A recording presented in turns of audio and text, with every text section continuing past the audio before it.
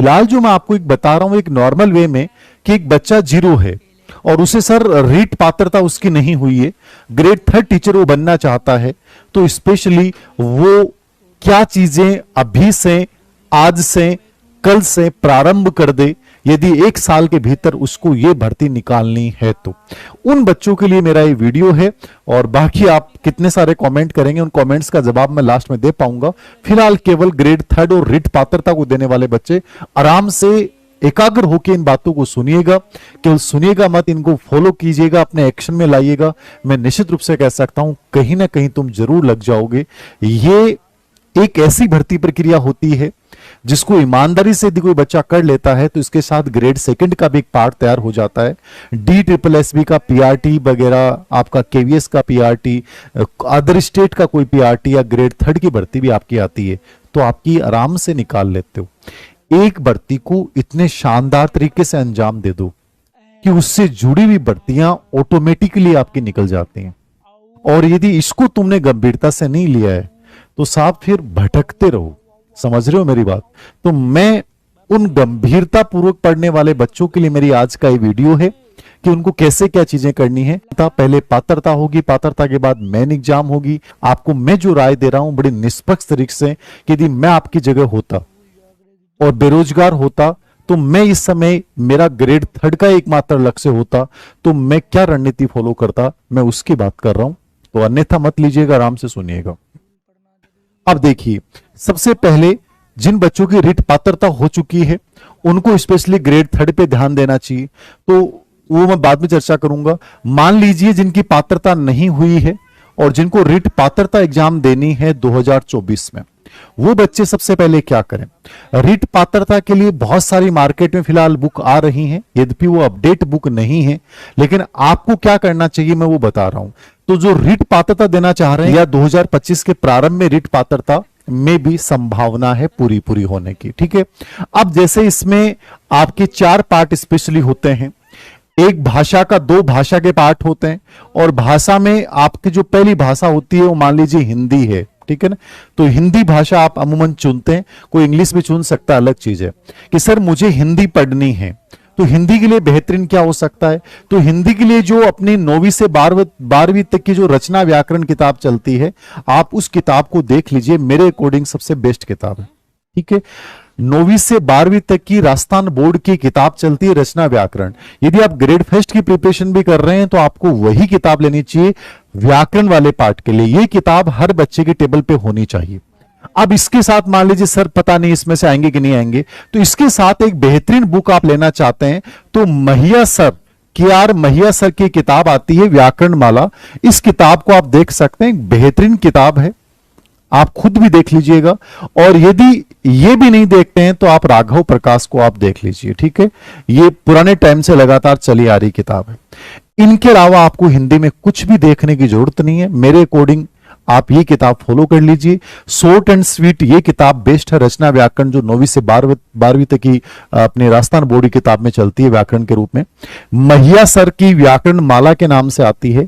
और जो अपने राघव प्रकाश हैं उनकी जो हिंदी व्याकरण है जो हम सब ने पढ़ी है, मैंने भी बहुत बार पढ़ी है, मैया सर की बाद में आई, हमारे टाइम में राघव प्रकाश चलती थी। किसी एक किताब को चुनिए, ओल्ड क्वेश्चन पेपर का अभ्यास कीजिए, इस प्रकार से कीजिए कि हिंदी से रिलेवेंट कोई भी एग्जाम देनी हो, चाहे ऐसा एग्जाम देनी हो, चाहे RS देनी हो, कुछ भी एग्जाम देना हो, आपका कंप्लीटली यहां से कवर हो जाए। फर्स्ट पार्ट ये है। सेकेंड लैंग्वेज मान लीजिए आप संस्कृत लेते हैं, फर्स्ट लैंग्वेज लेते हैं, जो भी लेते हैं, संस्कृत के लिए बहुत सारी किताबें हैं, लेकिन इसमें मैं 3 राइटर की किताब आपको सजेस्ट करूंगा। लोकेश शर्मा जिनकी साफल्यम नाम से आती है, बहुत सारे मेरी जो राय होती है वो मेरी इंडिविजुअल पूरी रिव्यू के बाद होती है, प्लस मेरे जो स्टूडेंट हैं जिन्होंने रीट एग्जाम को पिछली भर्ती को जस्ट बहुत अच्छे नंबर से क्रैक किया है, मैं उनसे सजेशन लेता हूं कि आपके अकॉर्डिंग कौन सी किताब लगी, ठीक है। फिर मैं दोनों का तुलनात्मक निष्कर्ष निकालता हूं कि मेरे अकॉर्डिंग बेहतरीन किताब है।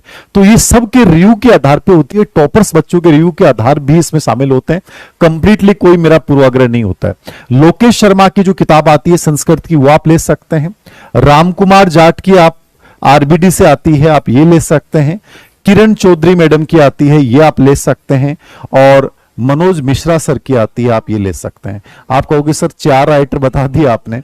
अब 4 राइटर में कहानी ये है, मैं किसी एक राइटर का नाम लूंगा क्योंकि चारों ही मेरे मित्र हैं, चारों ही मेरे बहुत अच्छे जानकार हैं, चारों के साथ मेरे बहुत ही संबंध है, ठीक है। अब आपको ये देखना है कि सबसे अच्छी भाषा लोकेश शर्मा जी की है, रामकुमार जाट की है, किरण चौधरी मैम की है, या मनोज जी मिश्रा सर की है। आपको इनमें से किसी एक किताब को सजेस्ट करना है। चारों किताबें ही बेहतरीन हैं, एक से बढ़ के एक हैं। जो भी किताब ले लोगे वो आपको संस्कृत में फेल नहीं होने देगी, बेस्ट रिजल्ट देगी, याद रखना। प्लस आप कोई भी एक practice set old question paper निकाल लीजिए, संस्कृत वाले बच्चे।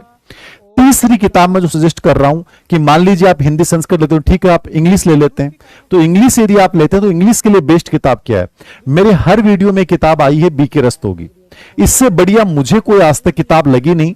और ये किताब मैंने नहीं, मैंने हर मित्र से पूछने के बाद आपको बताई है, मुझे इससे अच्छी किताब आज तक कोई लगी नहीं बीके रस्तोगी से अच्छी, मेरी नजर में, ठीक है। तो बीके रस्तोगी की किताब बहुत अच्छी है, आप ये ले सकते हैं, हमेशा काम आने वाली किताब है, ठीक है। इन फ्यूचर आप कोई भी कंपटीशन देते हैं हमेशा काम आएगी। इसके अलावा सिखवाल से इंग्लिश की आती है, वो भी ठीक बताई जाती है किताब। आरबीडी से भी इंग्लिश की किताब आती है, वो भी ठीक बताई जाती है। आप कोई भी एक गाइड ले लें या बीके रस्तोगी ले लें। अवनी से भी आती है, बट वो आपकी मर्जी है। वो कमल ओझा सर की आती है जो वाइस प्रिंसिपल इंग्लिश के, अच्छा कोर्स भी है उनका। तो आपको जो बेटर लगे, मेरा पहला सजेशन बीके रस्तोगी को लेकर है। बाकी कोई भी गाइड आप ले सकते हैं जो आपको पसंद आए। ये किताब बेहतरीन, इजी और बहुत आराम से आप इसको कवर कर सकते हैं। 2 पार्ट यहां से हो गए आपके 30 प्लस 60 नंबर के। ये पढ़ने के बाद आप क्या पढ़ेंगे? तीसरा पार्ट जो आपका आएगा ये 90 नंबर, तीसरा पार्ट आएगा आपका साइकोलॉजी का, ठीक है। बाल मनोविज्ञान, बाल विकास, ये एक ऐसा पार्ट है, इसको आपको बहुत गंभीरतापूर्वक पढ़ना चाहिए। क्यों पढ़ना चाहिए? मैं इसलिए कह रहा हूं, रीट पात्रता को लेकर मत चलना। यदि आप बहुत अच्छे विद्यार्थी हैं तो आप ये सोच के चलिए कि मैं रीट पात्रता करूंगा, बट रीट पात्रता के साथ मेरी मेंस भी हो जाए और इन फ्यूचर मुझे लगता है कि मुझे ग्रेड सेकंड भी देना है, ग्रेड फर्स्ट भी देना है, तो आप रीट पात्रता को यूं लीजिए कि आपका मेंस या ग्रेड सेकंड या ग्रेड फर्स्ट या DSSS या किसी भी स्टेट की कोई शिक्षक भर्ती वो भी निकल जाए। अब यहां पे बाल विकास के 30 प्रश्न आने हैं, 30 ही हिंदी के आने, 30 संस्कृत के आने, और इस संस्कृत के स्थान पर आप इंग्लिश लेते हो 30 इंग्लिश के आने, और 30 यहां से आएंगे। 90 नंबर का पार्ट हो गया यहां तक। ये 30% पूरी कंप्लीट साइकोलॉजी है रीट पात्रता में, केवल एक टॉपिक को छोड़ के, ठीक है। यहां आपको पेडागोजी भी पढ़नी है, RT 2009 पढ़ना है, शैक्षिक परिदृश्य पढ़ना है। वही शैक्षिक परिदृश्य ग्रेड 3 में जुड़ जाता है अलग से 20 नंबर का, ठीक है। साइकोलॉजी 20 नंबर की ग्रेड 3 में भी आएगी, मेंस में भी आएगी। ICT आपको एक्स्ट्रा ग्रेड 3 में पढ़नी पड़ेगी, सेकंड ग्रेड में भी आपको यही साइकोलॉजी पढ़नी है। तो मेरा कहने का मतलब यह है कि इसको बहुत बेहतरीन तरीके से पढ़ लो आप, कि जिंदगी में आपको चाहे ग्रेड 3 मेंस देना हो, सेकंड ग्रेड देना हो, आपको भटकना नहीं पड़े। अब आप कह दोगे कि सर साइकोलॉजी के लिए क्या पढ़ें? तो देखो, धीर सिंह दवाई वीडियो बना रहा है तो स्वाभाविक है कि वो ये कहेगा कि सबसे पहले मेरी किताब सबसे बेस्ट है भाई। और मैं तो कहूंगा भी कि भाई मेरी किताब बेस्ट इसलिए है क्योंकि आपको हो सकता है कई लोग कहेंगे कि भाषा कठिन है, पता नहीं क्यों कठिन लगती है आपको, पता नहीं, मैंने बड़े दिल से वो किताब लिखी है, बट प्रश्न बाहर नहीं आएगा, मैं ये निश्चित रूप से कह सकता हूं, प्रश्न बाहर नहीं आएगा। बाकी आप कोई भी किताब पढ़ लेना, ठीक है, प्रश्न यहां से बाहर नहीं आएगा, इसको आप पढ़ते हैं। तो यहां 2 चीजें हैं, आप 11th और 12th की NCERT पढ़ सकते हैं, बट NCERT जब पढ़ेंगे तो आपको सबसे हार्ड लगेगी। NCERT को पढ़ने के बाद आपको लगेगा कि सर देसिंग सर आपकी किताब बहुत आसान है, NCERT तो और भी कठिन है। 11th और 12th की NCERT पढ़ सकते हैं, लेकिन मैंने अपनी वाली किताब में 11th और 12th की NCERT को भी डाला है। यहां एक तो समग्र मनोविज्ञान जो अपनी चलती है, ये तो चाहे ग्रेड 3 ले लें, ग्रेड सेकंड ले लें, ग्रेड फर्स्ट ले लें, कुछ भी करें आप, उन सब के लिए एक बुक है कि बच्चे को अलग किताब नहीं पढ़नी पड़े, रीट पढ़नी पड़े, ठीक है। और केवल रीट आप पढ़ना चाहते हैं, ओनली रीट के हिसाब से लेना चाहते हैं, तो ये एक रीट के लिए हमने अभी लेटेस्ट एडिशन निकाला है। आपके पास पहले से हो तो कोई दिक्कत नहीं है। इसमें कंप्लीटली न्यू एजुकेशन पॉलिसी, क्योंकि इस बार नवीन शिक्षा नीति 2020 जरूर जुड़ेगा, उसके अकॉर्डिंग सब सिस्टम होगा। तो वो सब इसमें अपडेट टॉपिक भी हमने इसमें डाले हैं, ठीक है। तो ये अवनी प्लस आरबीडी दोनों के कोलैबोरेशन से निकलती है किताब, ये पहले भी बड़ी लोकप्रिय किताब रही है।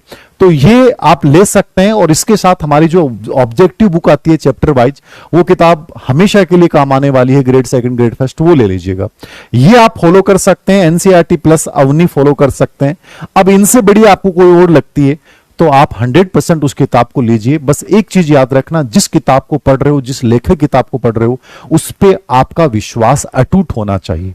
कोई व्यक्ति कह दे यार ये किताब अच्छी नहीं है, तो यहां और आपका विश्वास टूट जाए तो पढ़ा हुआ सब व्यर्थ चला जाएगा। जिस किताब की, जिस लेखक की किताब को पढ़ो, वहां यह मान लेना कि इससे बेटर कुछ नहीं है, ये हमेशा याद रखना। तो मैं ये सजेस्ट करूंगा साइकोलॉजी के लिए, और ये उसको बहुत सीरियसली पढ़ना। चौथा पार्ट जो आएगा 90 प्लस 60 नंबर का जो पार्ट आएगा, वो आपका विषय का आएगा, ठीक है।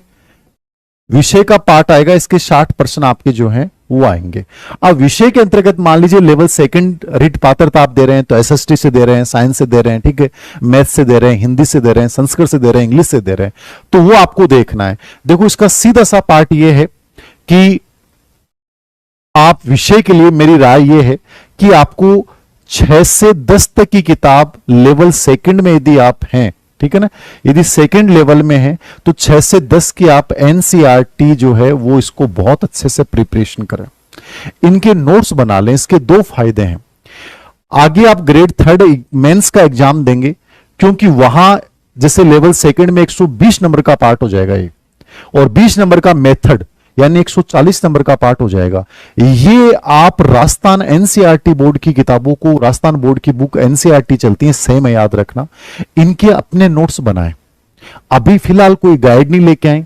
प्लस इनके नोट्स बनाते समय 2 चीजें याद रखें कि यदि आपको और अच्छी कोई किताब में से उस टॉपिक, भाई टॉपिक आपने नोट कर लिया कि सिंधु घाटी सभ्यता है, सिंधु घाटी सभ्यता के सिलेबस में क्या डाल रखा है, तो वो लेवल आपको 6 से 8 का दिमाग में रखना है। बट मैंने कहा 6 से 10 तक की जो एसएसटी किताबें हैं उनसे आप नोट्स तैयार कर लो उस टॉपिक को लेकर अपनी भाषा में। साथ में old question paper practice book देखें कि उन टॉपिक से रिलेवेंट कैसे कैसे प्रश्न आ गए।